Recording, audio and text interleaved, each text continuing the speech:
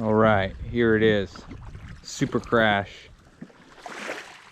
We are getting more and more dialed in with this thing. And so today, I think I'm gonna take it out for a spin. It's running quite good. A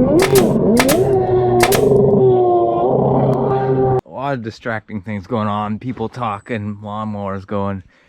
So here they are. So I designed these things basically to be the biggest velocity stack that would fit under the hood.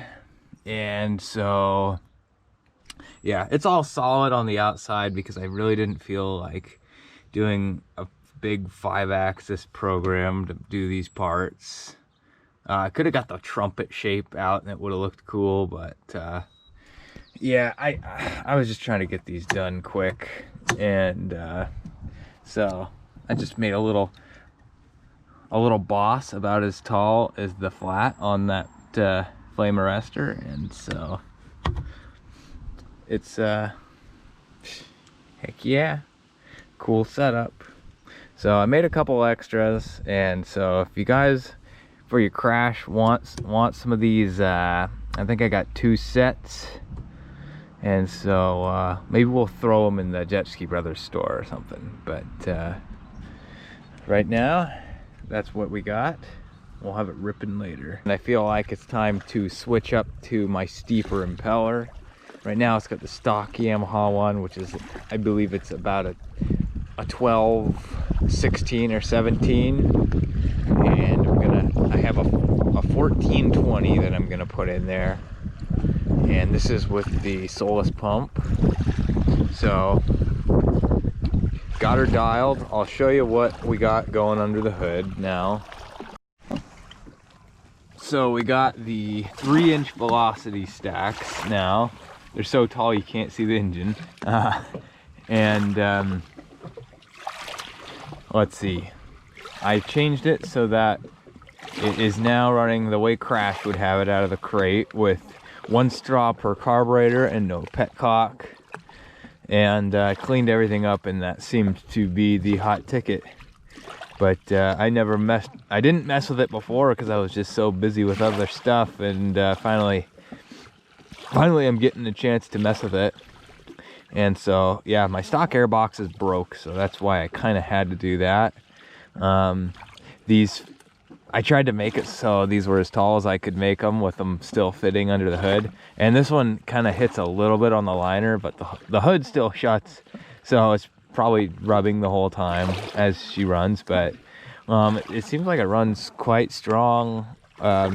Maybe it has more juice on top with the velocity stacks. I know when you take the velocity stacks out of like a GP 1200, you lose a bit of top end. So I think it just gives it a little bit more gusto on top with those. But it runs out of RPM pretty quick. So but I'm gonna show you how it is to ride today before I swap out the impeller. I got the Hawaiian shirt on. It's Friday. Every Friday is a Hawaiian shirt day. What's Jason got going? Yeah, nobody cares. I would go do a little practice lap on this thing, but I'm by myself, and I really feel like this thing is reliable and not gonna break down, but I really don't want to get screwed over today because I'm alone today. I'm all alone. Oh, come on.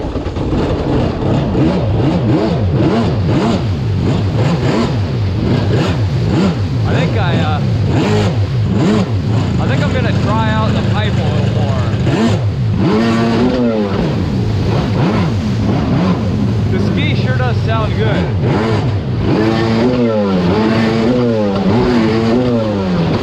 Yeah. Crash has got it going on.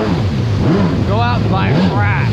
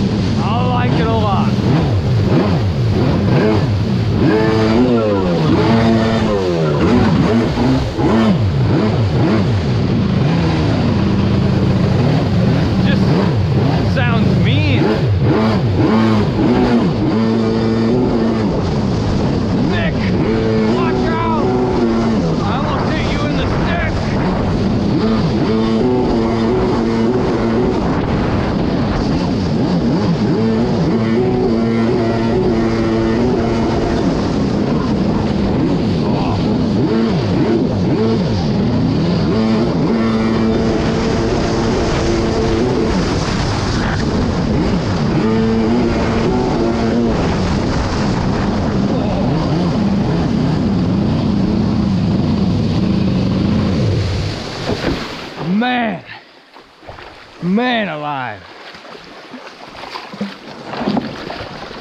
Hot dog.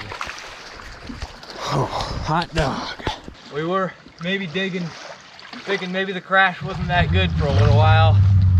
That's because I was just being a dinkus and it wasn't all rock solid and I didn't put it together good. So now I got it pretty well dialed in and it rips. If you want to buy a crash, I'll tell you, go for it. It's great. It's really kind of nifty because Crash doesn't really have a Superjet type thing, or not like a standard stock one, which, you know, it's what I really like. And so this is it's really cool to have something special like this that I really wouldn't think anybody else has one of these. And gosh, I'm so happy that it's finally going good for me. And so I don't know how fast this thing goes yet, but it sure feels fast. So yeah, I didn't really think of anything to say that is too great, but I'm just totally amped about it. What do you guys think's faster, a Crash or a Dasa? Crash! Look, we finally made your engine look good. We finally did it. All we had to do was put it together the way you guys had it. So, yeah, I'm telling you guys, Crash, KV997, that's a great setup. Just go buy a Crash. You know, they might not have a Superjet, but their short skis, I'm sure, are awesome, and they might be, I don't know, I would love to get one. I'd love to get a little Crash and see how, see if I can do a backflip, see if it's any good at running buoys on our track. And one thing I do want to add is just like, as far as the whole complete package for this ski, it's just, I feel so comfortable riding this ski. And now that the engine's dialed and it's super that power is really modulable and very easy to control, and just the whole package it's very easy to ride and very easy to ride fast. I feel so much more comfortable on the ski than I feel on like the Bullet. And so even today I have not been riding Superjets much, so I wasn't really going for it like crazy, but even then it was feeling quite comfortable. And even I wasn't totally just killing the corners, but it's, I don't know, it's just such a really nice feel to it. And you know, the engine in this ski feels so well matched. It feels like it would be a factory setup. It feels like something that they would ship out of the crate. So, and I don't know, you notice when you first start getting on, when you first start it up and get going, before the water box fills up with water, before all the water fills up all the exhaust chambers, it's just got that mean sound, that really mean sound. So it does have the factory B pipe style water injection that you can adjust. So I might fiddle around with that, see what it does. You have the option to dry out the pipe a little bit, which just makes it so it sprays a little bit less water into it, and it'll run hotter, it'll run faster, but you just run the risk of melting your rubber exhaust hoses when you run the exhaust hotter. But that's one thing I can play around with. But other than that, I just stuck my screws to the factory settings and let her rip. I do have some more Super-krash for you guys, but before we continue, I got to tell you about something. So this video today spans multiple days of filming. It is a bit confusing, but the next thing that actually happens is when the Super-krash does sync, and that is on a video that's already out. So I'm going to leave the link to that. You can go ahead and click on that link, go to that video, just pause this one and then come back to it after you watch the other video. The video then is about this JSB Interceptor, and it's just something that happened during the testing of this. So I do have more Super-krash in this video for you, but it does make chronological sense to pause this video right now and check out the link that I have on the screen.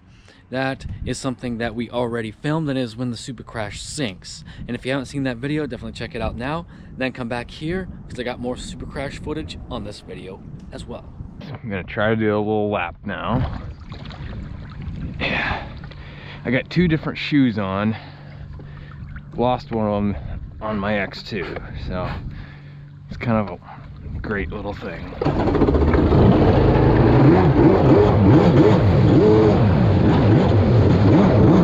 You like how the ski sounds? Great sound, right?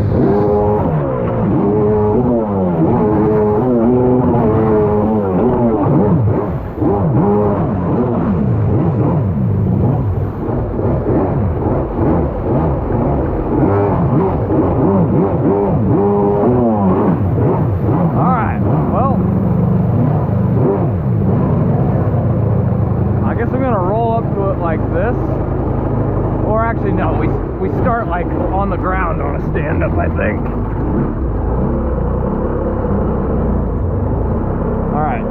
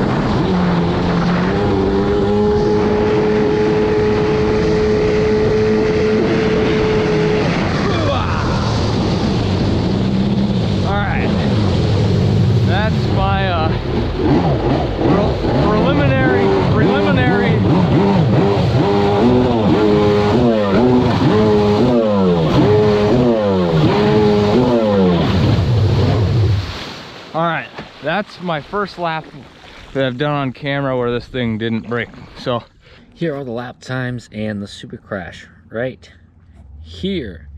That is like somewhere around 8th place, and it's 49.24, and that is one spot slower than the C-Rat. And Jacob's actually going to kind of talk about why this is where it is. And the fastest lap on a stand-up was on that same Superjet when it was stock, 45.89. And Jacob's going to kind of reference this as well and kind of tell you what happened. I do expect the Super-krash to set a much faster lap time in the future. Yeah, if you ever watch my my fastest lap that I ever did on this, I believe it was last year, I was just totally dialed with it, and I was like just almost not even letting up on the throttle around all the corners and just really just gelling. So I was a little bit clunky today, but this thing's got enough speed that I probably did set the fastest lap. Maybe not. You know, I didn't really get the greatest hole shot because I was a little, this thing, you know, you might have to make sure the carbs are not loaded up when you're trying to do something like that. So but I can't remember what I'm saying. But either way, this thing's quite the ripper, and I'm sure I can really nail down that time if I put a few tries into it. And it looks like Josh is back.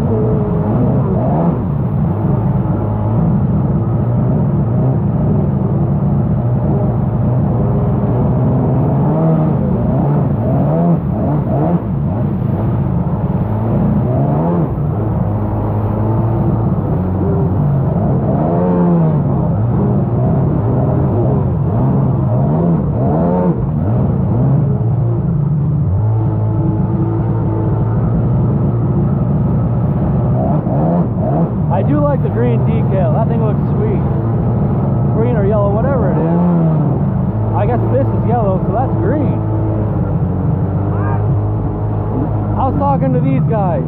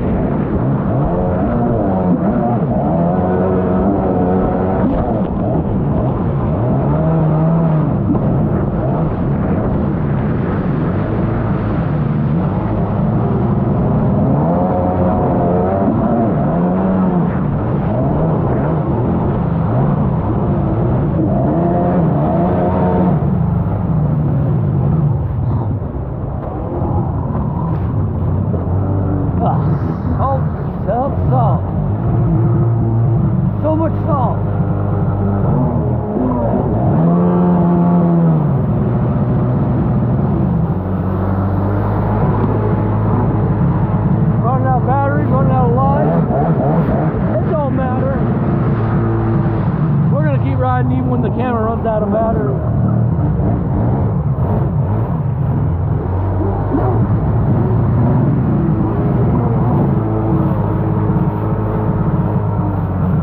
Well, that's a Super-krash. I think it's sick. You guys been hearing this thing in the background. Oh, the Sea-Doo XP X4 that I've been building. This will have its own video coming out soon. You're gonna want to see that as well.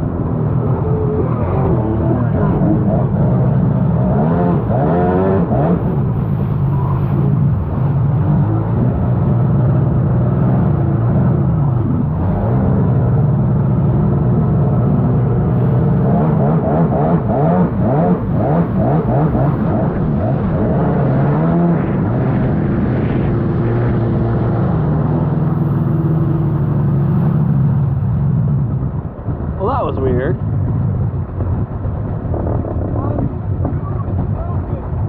No, I thought it looked weird.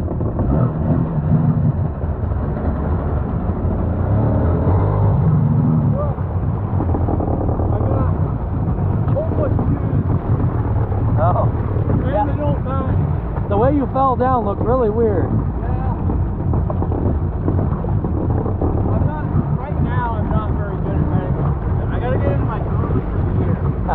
We definitely have more of a Super-krash to come. I have more film from that day when we were out there riding together. I was on this, my project Sea-Doo XP X4. This is the one with the pipe and some other goodies on it, and a whole ton of footage on this guy coming as well, but quite a bit more of the Super-krash during that day of filming that you saw there. If you want to see more Super-krash stuff, definitely make sure to like this video and leave a supportive comment in the comment section, because the more support we get on stuff, the more we're likely to do stuff with it. Right on. Well, that'll do it for this one, guys. So what do you got to say? If you're interested in jet skis, make sure to check out your local